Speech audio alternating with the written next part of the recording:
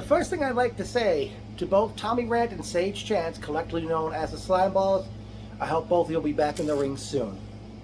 Hello NYWC, I am the administrator of the NYWC message board, Robert Lottie. Trust No One 2022, which saw NYWC make its debut from the AmVets Post 18 in East Islip, Long Island. We kick off the show with East Islip's own JT Cassidy comes to the ring and talks about the fact he's main eventing the show with Alex Reynolds to face Jordan Reddington and Bad Brad Benson later in the night. But then out comes nobody's better Michael Mastretta, Jordan Reddington, Bad Brad Benson, Seth and Michael Cortez, The Audacity, and Jorge La Bestia.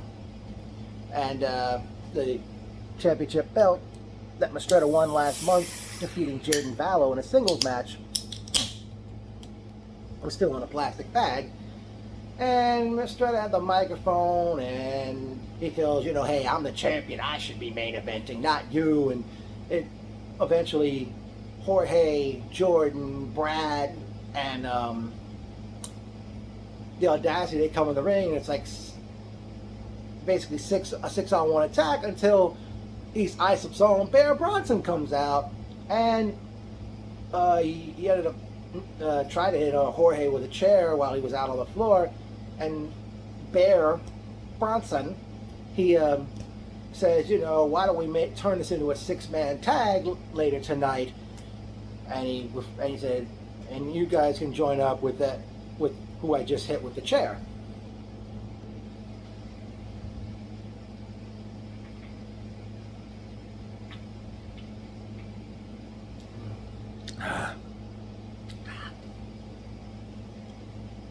So we finally get matches, and we have a debut versus a return. The debuting Bodega Boy, Jared Diaz, taking on the returning Man Bun Jesus, accompanied the ring by Dolly, Dr. Do, and the 3 Groovy Grizzlies.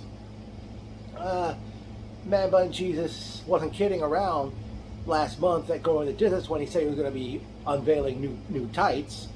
Man Bun Jesus ended up defeating Bodega Boy Jared Diaz in a good match. Next up, we saw tag team action as Dickie Rods and Dan Barry, accompanied the ring by Nuke, did battle with the Mr. Main Event, Salvatore Savelli, and Giorgio Lawrence. Rods hit Savelli with the Pocket Rocket, or most commonly known as the Famouser Rocket Dropper, and the referee went to count. But before he counted 3, he claimed Savelli had his shoulders up. And Rods arguing with the referee, and I don't know if the referee did something to Rods, or Savelli eventually rolled up Rods, and the referee made a fast 3 count, where enabling Savelli and Lawrence to defeat Rods and Barry. And after the match, the referee took his shirt off, took off his striped shirt, and Nuke was livid about the situation. And both the referee and Savelli, they tell Giorgio, to go after him, and he runs into Nuke, who hits Giorgio with a spine buster. And Nuke tries to go after Savelli and Lawrence, but they skedaddle out of the ring. Next up, in a return match from Going the Distance last month, we saw the Fifth Dimension's Dolly, that's spelled with an I at the end, challenge Unstoppable Izzy McKenna for the Starlet Championship. Well, it didn't end up turning to a tag team match, unlike last month, but eventually Shadow comes out to the ringside. She grabs Dolly, she's about to head to the ropes, and McKenna took advantage and used an armbar submission and defeated Dolly to retain the Starlet Championship. Now, I couldn't quite hear the ring announcer, but he said the next match was going to be a tag team match for the to determine number 1 contender to the tag team championship. I'm guessing, well, maybe I couldn't hear the part where it's going to be a tag team gauntlet match. But we start out with the duo of Johnny Rambo and Adrian Santos. I believe Rambo was in the pre-show match of Going the Distance. Santos, this was his NYWC debut. And they took on Nate Wallace and Dave McCall, the rep. The rep ended up making short work of Rambo and Santos to move on in the gauntlet match. Next team was Satanta Fury and Fighting Jack Morrissey, the Shillelagh Hitmen. They come out. They go right after the rep, but the rep makes quick work out of the Shillelagh Hitmen, moving on in the gauntlet match. Then out come Eric and Ian, the Gordon brothers, and the rep ended up defeating them. No, I'm sorry. Right after the rep beat the Shillelagh Hitmen, out came Superstar Whiplash and Chris Cage, the Zoltan, and eventually Whiplash got pinned. Chris Cage said, "What happened?" Right after Ian and Eric, the Gordon brothers, were introduced in the next part of the gauntlet match. The rep beat the Zoltan, then they beat the Gordon brothers, and then out came the final team, Alvin Alvarez and Brother Greatness, the Absolute Brand. The rep ended up defeating Brother Greatness and Alvin Alvarez to win the gauntlet match to become the #1 contenders to the Tag Team Championship. After the match, Greatness and Alvin are arguing on the outside. Alvin says, "Oh, we're not teaming anymore." Alvin says, "I handed you the win on a silver platter." But yet it seemed like Brother Greatness was carrying like a gold platter as he was trying to take donations before the match.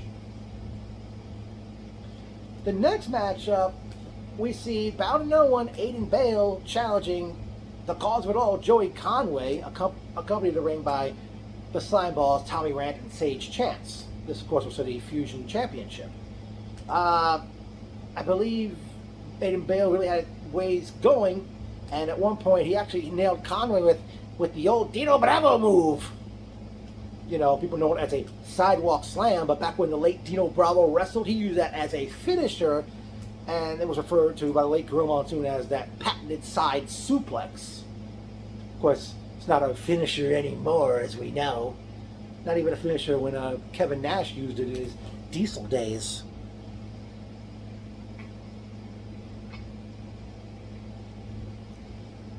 Yeah. But referee got fed up with both the Slime Balls being up on the apron, and he ejected both of them from ringside. Conway attempted to spit green mist at Bale, but he missed, and the green mist got in the referee's face. Bale hits Conway with the double underhook pile driver, which I remember years ago when Ahmed Johnson used it as the Pearl River Plunge. But out comes Jordan Reddington with using a barbed wire bat, nails Bale with it, and Conway gets on top of him. The referee gets up and makes the 3 count, enabling Conway to retain the Fusion Championship. Then, next matchup will determine a #1 contender to the NYWC title, as Jaden Vallow did battle with the Big O to determine a #1 contender to the Heavyweight Championship. Vallow was defeated by Mistretta last month at Going the Distance, and the Big O failed to win the title back in April Rain. Just as their match got underway, out comes Michael Mistretta with Jorge La Bestia.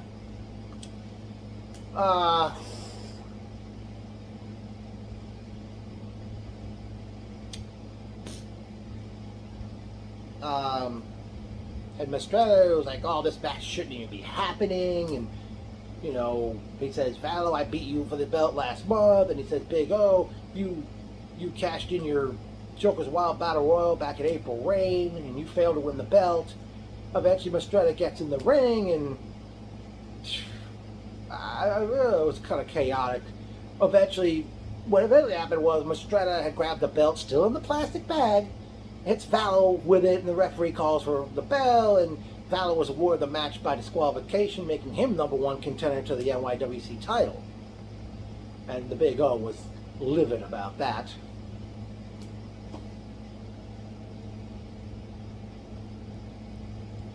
And at that point, they did go to intermission. I imagine there was a lot of first-time fans in the crowd. I mean, there were only maybe I can count on one hand, maybe on 2 hands, those who have been to the shows at the Sportatorium. Hopefully some new fans have been garnered. But back to the action. We have a triple threat match which pitted Nico Gregg, I apologize if I got his name wrong, versus Chris Bishop, who usually hangs with the rep, versus the Greek god, Papa Don, the man who loves number 3.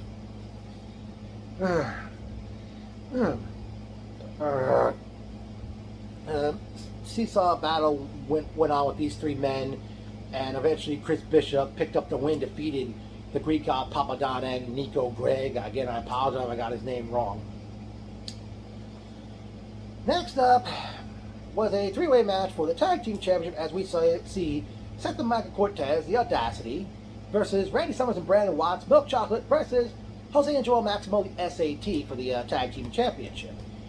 Well, this was obviously one of the better matches of the show. Eventually they're outside on the floor. They take it into the crowd over the guardrail. Brandon Watts jumps off the top rope and lands on everybody who's already in the crowd, and the crowd had to get out of the way, like they had to get out of the way like Moses parting the Red Sea. They're out on the floor. They go into the crowd right by there's a firefighter truck that had the lights shining on the ring after it got dark. And it was like I don't know if it was a U-Haul truck. Randy Summers actually climbed to the top of the truck, jumped off, and landed on. Well, he landed on Brandon, both SAT and both the Audacity, and I could see, like, as everybody was like heading back to the ring right by me, I could see like the dirt on their backs, on Brandon and Randy there, and I don't know who that was behind me that mouthed off to Brandon. I mean, Brandon was like ready to Brandon pretty much chewed him out right then and there. Yeah, they come back to the ring to do battle, but then out comes from the crowd the rep. They hit the ring and they go after the SAT practically, or everybody. And the referee calls for the bell, and I don't know who was ringing the bell over by those merchandise tables, but they were ringing it loud enough, if you ask me. And then eventually Shane comes out. He's trying to help calm the situation down, and I could see Milk Chocolate. They were livid about the whole predicament. And then Jose Maximo takes the microphone and he says, it seems like everybody wants a piece of the SAT. And he says, how about you lock us up, lock the Audacity up, lock Milk Chocolate up, and lock the rep up in a steel cage. Which the crowd erupted for. And eventually, Milk Chocolate came back in the ring, and the SAT, I think they hit somebody with both their championship belts. I forgot who it was, but yeah, chaotic situation. Up next, a match that was scheduled to happen last month at Going the Distance, but it didn't, as we saw the creepy crawler, the resident rodent, Mouse, score an upset victory over the desolate one, Rex Lawless.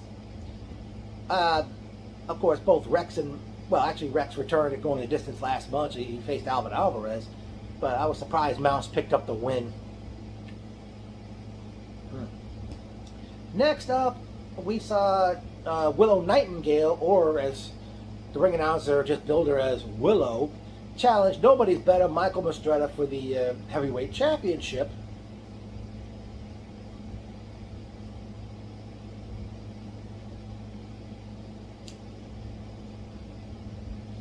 And I can't remember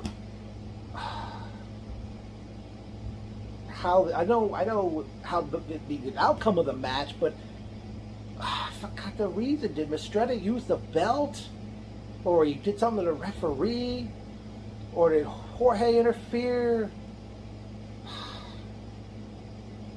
Something happened, and Willow was victorious by disqualification, but Jaden Vallow, he comes out and he hits the ring, and eventually they have the belt in hands. And I think Mistretta, he did. I think he did. Oh my God. Oh, apologies. If I'm right, I'm right. I'm wrong, I'm wrong. If Mistretta had used the belt, got disqualified, but Mistretta was DQ'd. Willow was victorious, but obviously did not win the championship. The belt was left in the ring, and everybody was chanting, take it out of the bag, and they did. And although Mistretta was officially still champion.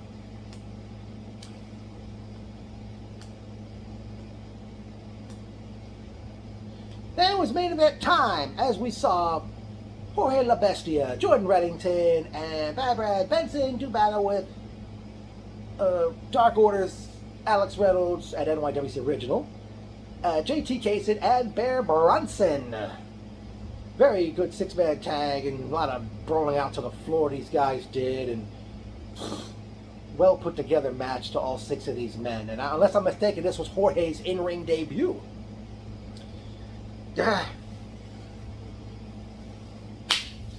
Wow.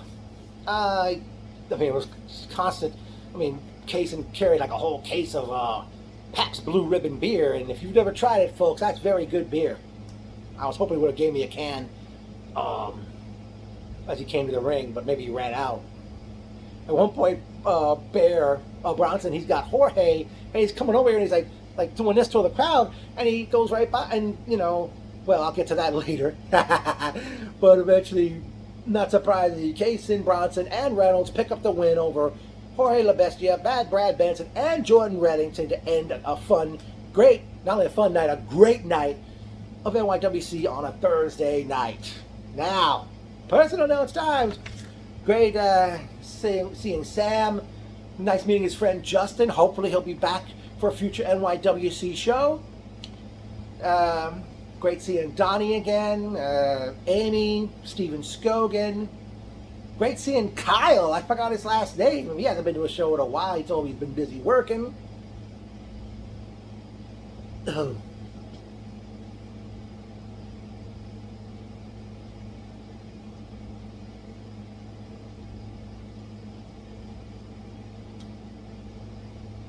Okay, one thing I'd like to address, it's not Erin, great seeing her, the camera guy at ringside. I mean, there were moments where Sam was telling the camera guy to get out of the way. I mean, I don't know, I'm not sure if he watches these videos or not, or if he's eventually going to end up wrestling. I mean, maybe it'd be better if you would just like kneel down.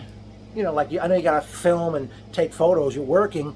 Like you can kneel down while you're like leaning on the apron, because it was blocking Sam's view, and it could block other views, especially with the small children sitting in the front row and such. All right. Well, here's some memorable quotes. Put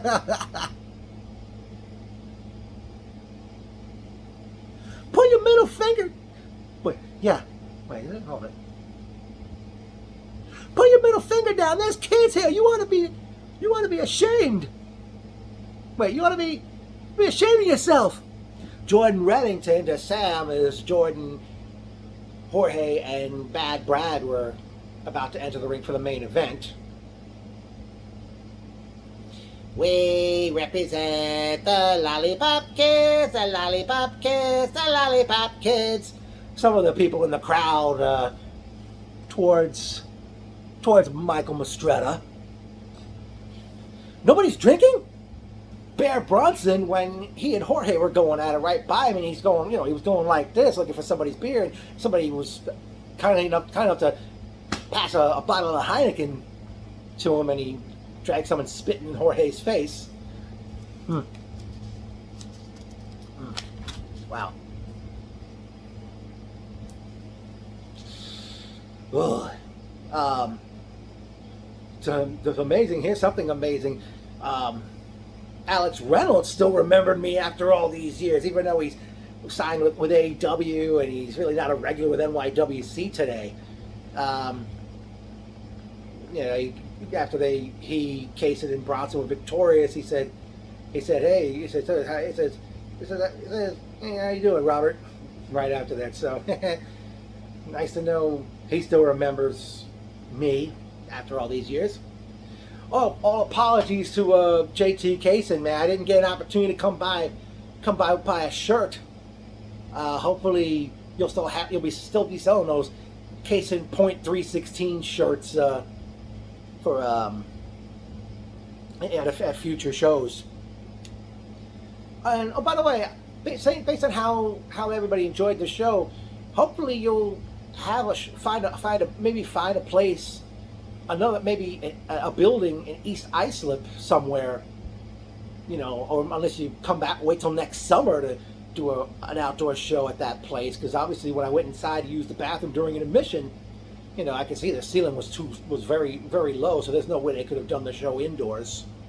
So if you do come back to East Islip, hopefully you can find find a building, especially if you wait till the fall, the winter, early next year, or even or maybe just wait till next summer to do another outdoor show. Oh, another thing. Gio's Pizza further up the street on Carlton Avenue. Great pizza. And while my uncle and I were eating there, the Big O showed up. I don't know if he bought any food or not. Yeah, what a shocker. I mean, Big O got to meet a member of my family. And by the way, my uncle's not really a wrestling fan. Well, I guess now would be a good time to discuss this. NYWC is having two shows in the month of August. On Saturday, August 6th, as they present Summer of Love 2 from, I apologize, I don't know the location right off the top of my head, but that's happening. Summer of Love 2 is happening next Saturday, August 6th, with a 4 p.m. start, and the main event is a 6-man tag pitting nobody's better Michael Mistretta and 2 members of the Hand. Didn't know that group was still together. They were still calling themselves the Hand. To battle with Man Bun Jesus and I guess 2 members of the Fifth Dimension. But I don't know if it'll be 2 of the Groovy Grizzlies, Dr. Do and a Groovy Grizzly, or anybody else. But yeah, that's next Saturday, August 6th, in Selden, New York, 4 p.m. start. And if that wasn't enough, Thursday night, yes, another Thursday night, August 25th, no location was mentioned. I don't know where it's going to be happening right now. I presume that show is titled Hotter Than Hell, unless it's another name. But for that very show, I would like to see the following matches. I would like to see the SAT versus the Rep versus Milk Chocolate versus Audacity inside the steel cage, unless that's going to be put off for a later show. I would like to see Nobody's Better Michael Mistretta defend the heavyweight championship against Jaden Vallow. Aiden Bale one-on-one with Jordan Reddington in some kind of hardcore match. Also, Dolly one-on-one with Shadow due to what happened here.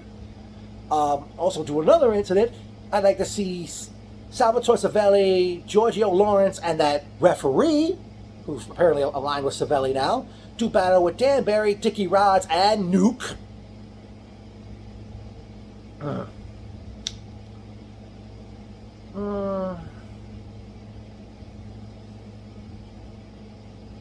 I hope the Zoltan and the Gordon brothers will get to come back in the future.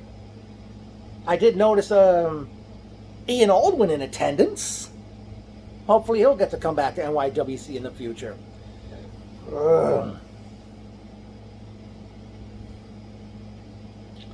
Be interesting to see where everybody goes from here, depending on what happened on this one.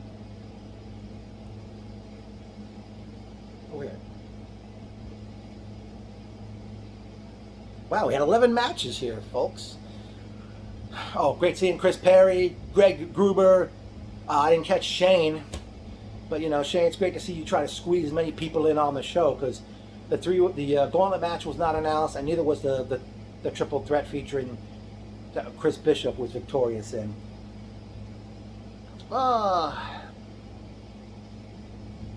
Now, okay, I'm not sure if I'll be going August 6th to Summer of Love 2, but I'll definitely be there Thursday, August 25th, whether it's at the Sportatorium or another location. I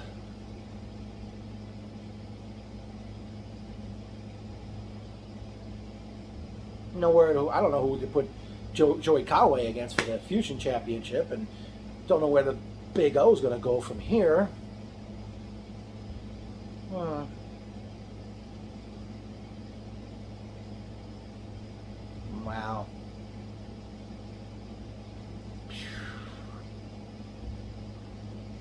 this was a great night, and again, hopefully NYWC, you will get to go back to East Islip in the future. Man,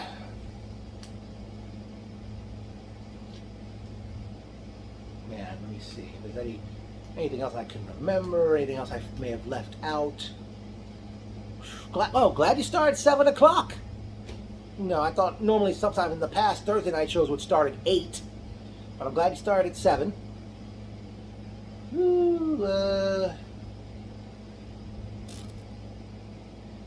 Wow. Well, actually, I'll ask this question right now. Actually, a few questions, first of all. All right. Number one, does anybody know the date for September's NYWC event, which I'm sure will be at the Sportatorium, whether it's going to be titled Till I Collapse or another name? Can someone please tell me the date for September's NYWC event at the Sportatorium? Okay, question number two. Can someone please tell me who sings Izzy McKenna's entrance music? I know it's not Creedence Clearwater Revival. They originally sang Bad Moon Rising, but who sings that version that Izzy McKenna comes out to? What's Joey Conway's theme? Another theme I'm wondering about.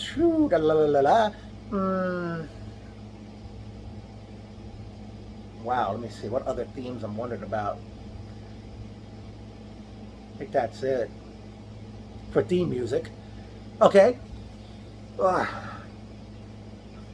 Okay.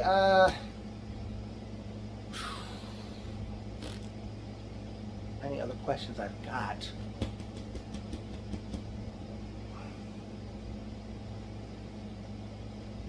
Oh, actually, I'll ask this question right now.